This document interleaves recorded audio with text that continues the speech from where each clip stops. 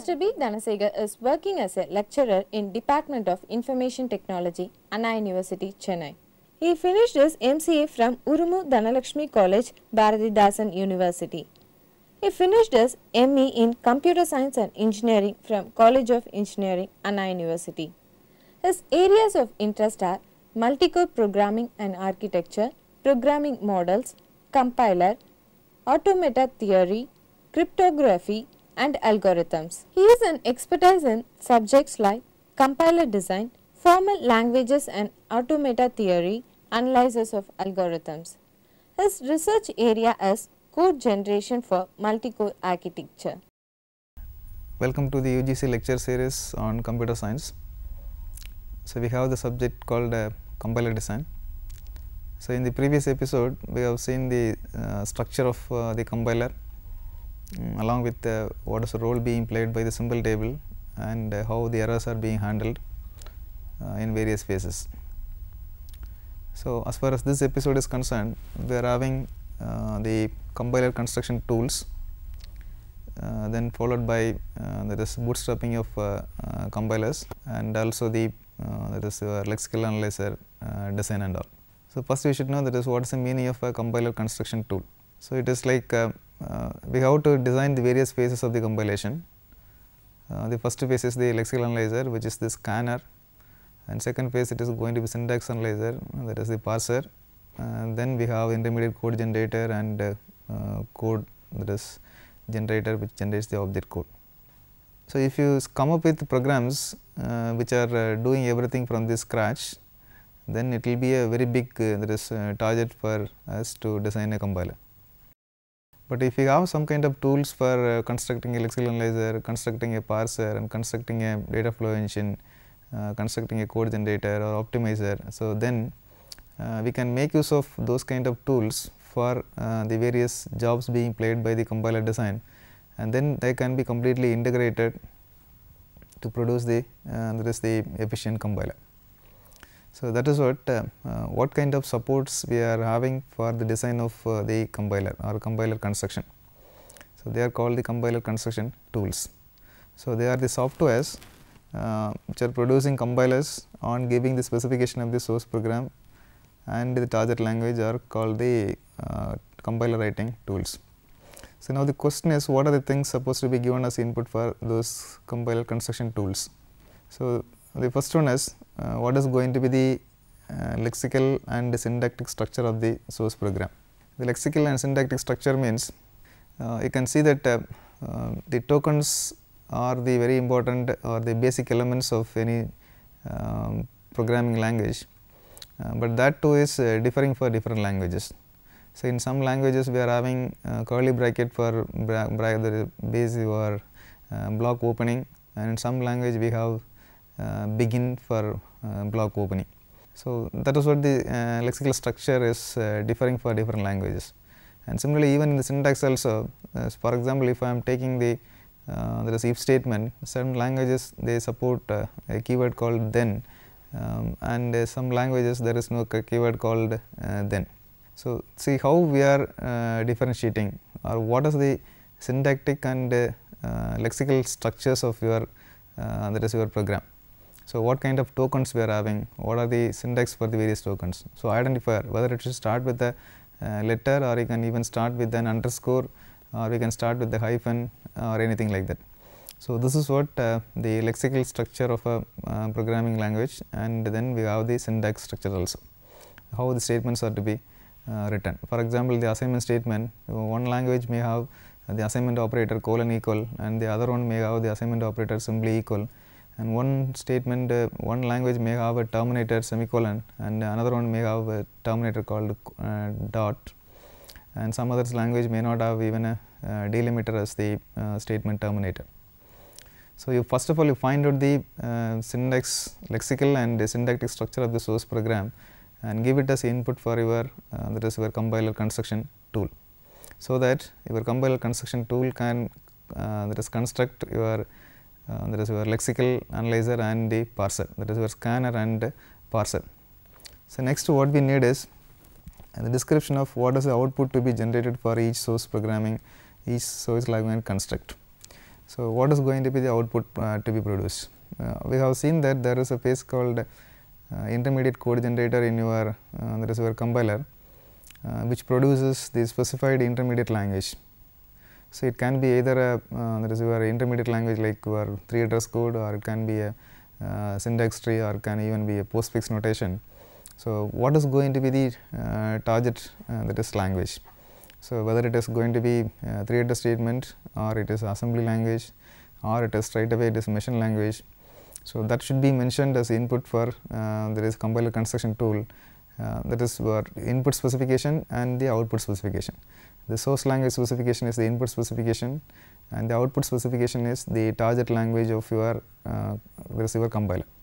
So, these two are very important things, and another one is the third parameter to be given for your compiler construction tool is about the description of the target program. So, what is going to be the target machine for which we are generating the compiler, because you know that the code optimization phase or even the code generation phase, they are the machine dependent phases.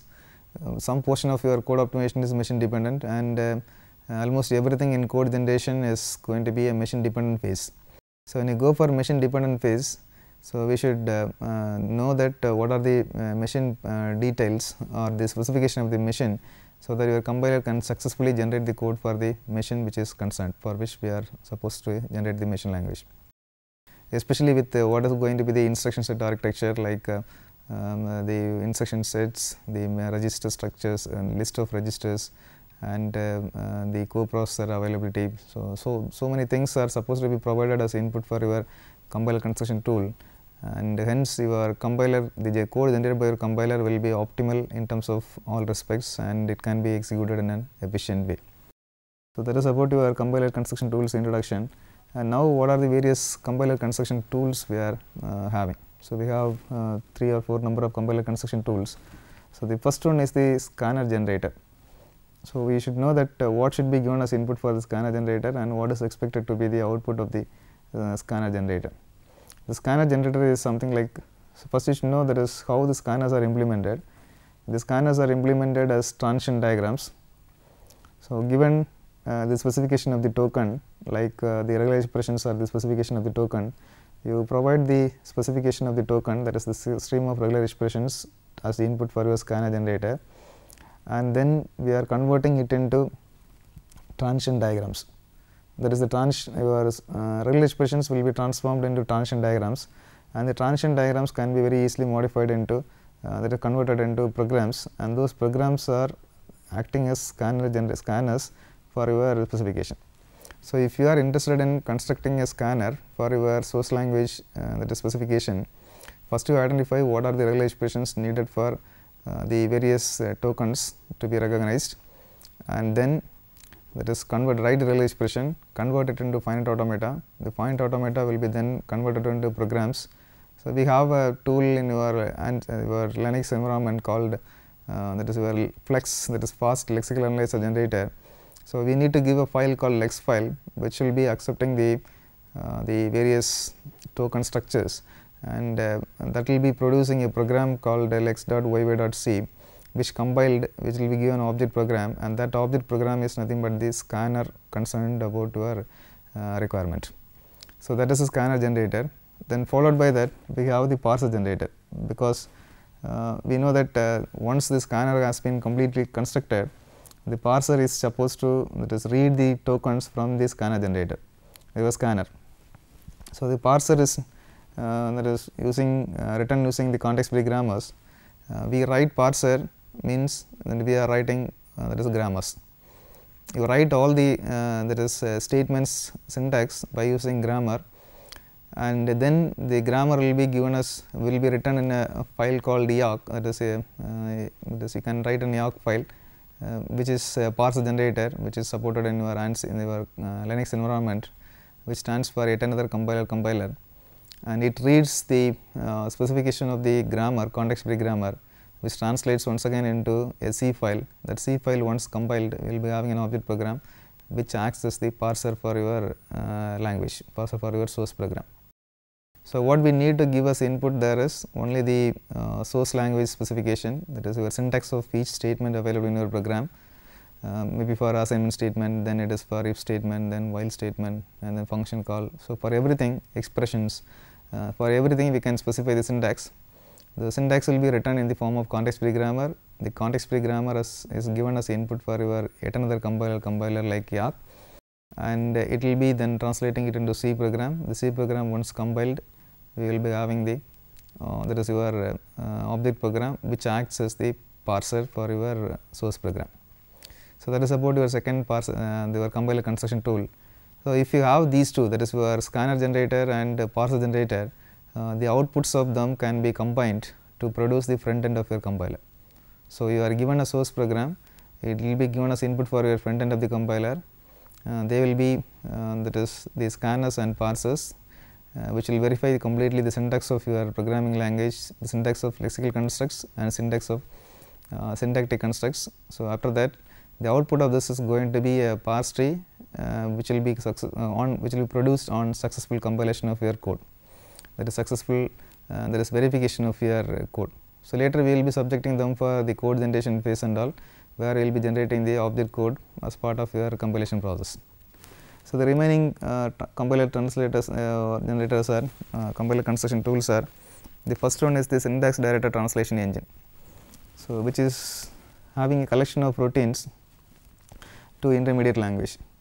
So, for example, if you are having the that is your expression a syntax, expression is an expression plus another expression, then what should be done is, so we are concerned about generating the intermediate code language means some temporary name is equal to the value of the first expression and the value of the second expression, both are added together.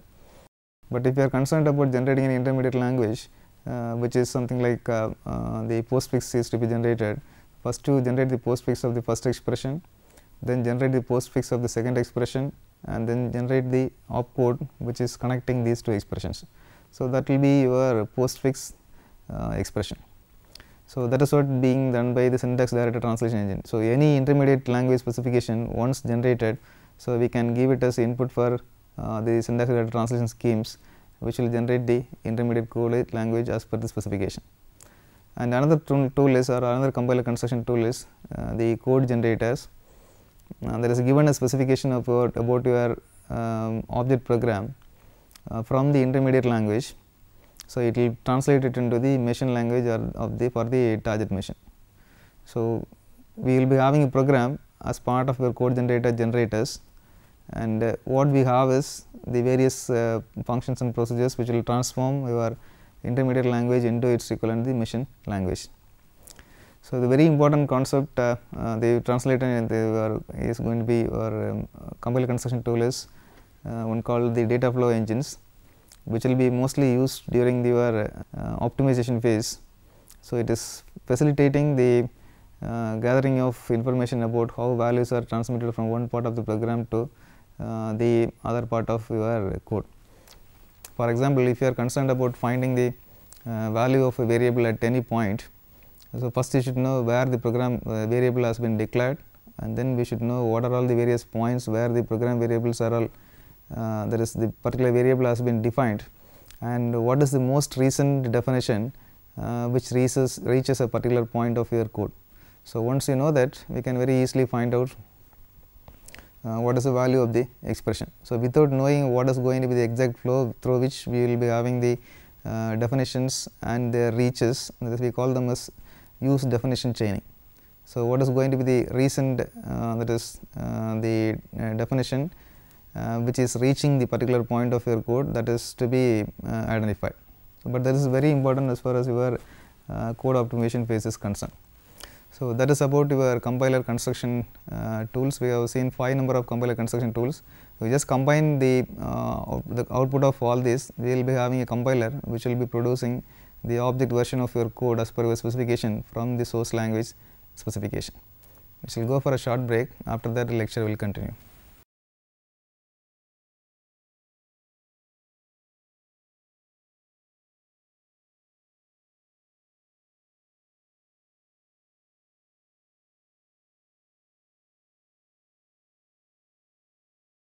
Welcome back. We have seen the that is your compiler construction tools. We have seen 5 number of compiler construction tools which are used for generating the compiler from the source language specification and the specifications for various that is construction tools. So, now the question is that is how the first compiler was generated. So, first of all you should understand that compiler itself is a program written in some high level language. So, if it is a program written in that is a language, so who will be compiling that language, that is who has compiled the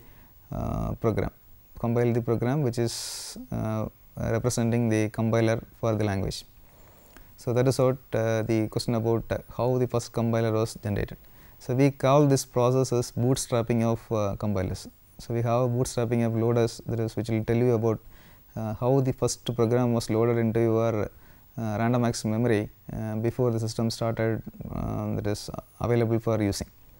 So, that is called bootstrapping of loader, that is how the first program is loaded into your random access memory. Now, we are talking about bootstrapping of compilers, how the first compiler was compiled. So, you can recall a situation like once you know that an operator for plus, an operator for complement is available, then we can do all kind of arithmetics with these two itself. So, when you are having addition, it is going to be used as that is a basic operator for multiplication. We know that multiplication is repeated addition, and then if you now know that there is an operator called complement available, then your complemented addition will give you the subtraction. So, subtraction is now available in terms of addition and complement, and once you have the subtraction, we can go for repeated subtraction to produce the division. So, basically all we need is only that arithmetic operation plus and the arithmetic operation is called complement. With the help of these two operations, we can compute or you can perform all the other that is arithmetic operations, even if you are not having direct implementation for all these that is operations. A similar kind of approach is being followed even in your bootstrapping of compilers also. So, it is actually answering the question like how the first compiler was compiled, and first you should know a compiler is characterized by 3 number of languages. One is the source language, that is this language which is going to be translated, the object language, what is going to be the that is object program language which will be produced by the compiler, and third one is the language in which the compiler has been written. So, we use some program, compiler itself is a program. So, what is the language in which the compiler has been written? So, the language in which the compiler has been written. So, these 3 are the languages describing a compiler. So, now we can represent them in a notation called CLAS. So, as you can see in the slide that this L stands for what is the source language being translated, and the A stands for what is the object language being produced, and S stands for what is the language in which the compiler has been written. So, it refers to the compiler that is C written in the source language S to compile the language L to produce the object language called A. So, that is the meaning of this notation, that is triplet notation CLAS. L stands for source language, A stands for the object language, and S stands for the compiler language in which the compiler has been written. So, now the first step, so what do we do is, as I said earlier, that is how we are constructing the multiplication, subtraction, division, exponentiation all from your plus and complement. So, we will be selecting a very small subset of the language that is actually we are interested in writing a compiler for the language called L. So, we will select an object that is construct small, we will try to construct a compiler, a small compiler for a subset of the entire language. The subset of the entire language means subset of the L language which will be called as S, and for that subset of the language we will write the compiler in the machine language of the compiler itself, machine language of the machine itself. So, we will actually we wanted to have a compiler for L for the machine A with the object language A. That is what we are translating L to A, and the compiler is written in A. So, the why we are insisting on the compiler must be written in A is, so if the compiler is written in A, it is a program understandable to the machine, because the machine itself is A, the A is the machine language of that machine. So, there is no need of writing, no need of compiling this program. There is a compiler for L to A which is written in A. So, this is what actually we wanted to write, but instead of that we will write a compiler called CSA in A.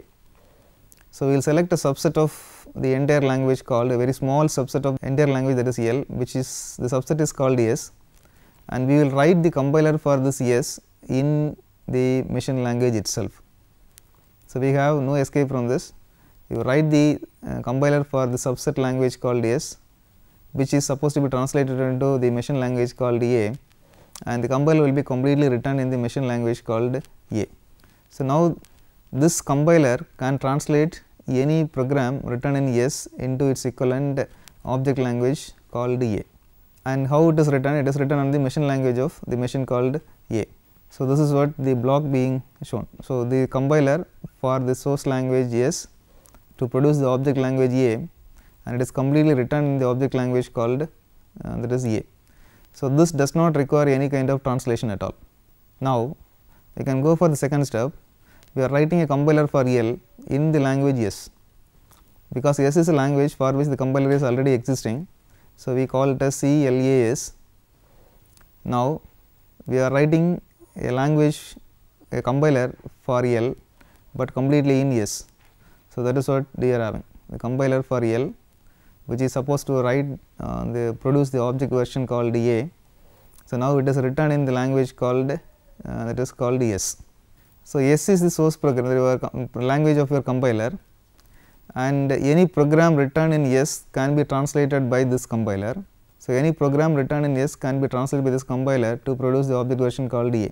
So, a program written in S will be now transformed into a program written in A. Who transforms this? It is only the CSAA. So, now I am compiling the program CLAS by using CSAA to produce the object language called CLAA. So, what this compiler on the left hand side is? It is a compiler for L, but written in S.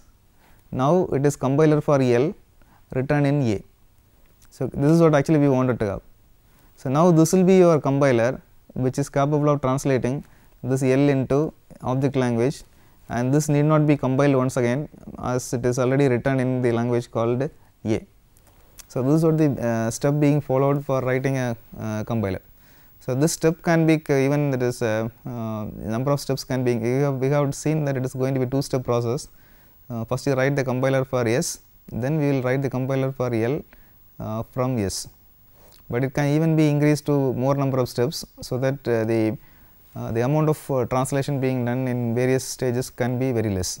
So, this process is called the bootstrapping of compiler, and so now this could be extended even for a different machine also. Suppose if you want to that is produce the code for a different machine, there is a compiler for a different machine. So, now this is going to be the process here. We have the compiler for L A, and now we are writing a compiler. We need a compiler for B. B is another machine. So, we are supposed to write a compiler for that is L B, but written in L. So, this program can be compiled because of what? We have a compiler already written for L. So, what will be the target language is going to be CLB, that is your L written, the program written in L can be now translated into A. So, now what we will be doing is, so this program, that is your program written in A or program in A, that is compiler in A, which is meant for L to B translation, is once again used for compiling the same program CLBL. So, what happens here is this L to that is this L will be transformed into B. So, we will be having CLBB. So, we started with CLAA, which is a compiler written for L to produce the object version A, but it is written in A, which is now executable in a machine called A. But we wanted to go for a new machine called written in B. So, that is what we wanted to have, CLBB. So, we will use this compiler first to produce another compiler version, which is we called CLBA, and the same program once again CLBL will be given as input for CLBA to produce CLBB. So, we have there is a different types of compilers called cross compiler. Suppose if you find compiler is translating the program and which is not for the current machine, which will be for a different machine. So, compiler running on a machine but producing object code for a different machine will be called as a cross compiler. So, that is about your bootstrapping of compiler. So, whatever be the language complexity we are having, even if you are interested in developing the compiler from the scratch, then it is possible to come up with the compiler for that, but in a stage by stage manner. More the number of steps available, then more ADC for the translation. Otherwise, we would write a big compiler in a single stretch itself. So, this is an alternate given for there is compiler construction tools. So, you can either go by the compiler construction tools which are already existing programs, or you can go for bootstrapping of compilers, so that we will be able to have the program translation much easier. So, what we have seen is the various there is compiler construction tools, so which are meant for the producing the compilers from your source language specification, and then we have seen the bootstrapping of compiler also. So, which will be useful in generating the very first that is compiler from your language specification. So, we can come up with a compiler in any high level language, provided we follow the concept of bootstrapping. So, the possible questions here, so most of the time we will be having questions from that is your compiler construction tools. What are the compiler construction tools and what they are all actually doing. And another thing is, given a compiler construction tool, what is the input specification for that and what is the output specification from that. So, a compiler construction tool requires a proper specification of its input and output, so that it will produce a program which does the required job. And another question is going to be your what is going to be the like your bootstrapping of compiler, that is how the first compiler will be generated, which will be written in a high level language program for which the compiler was not already existing.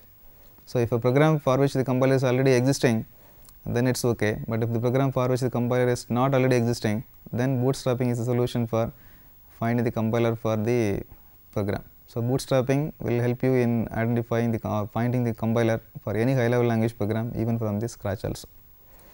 With this, I complete this episode. Thank you all.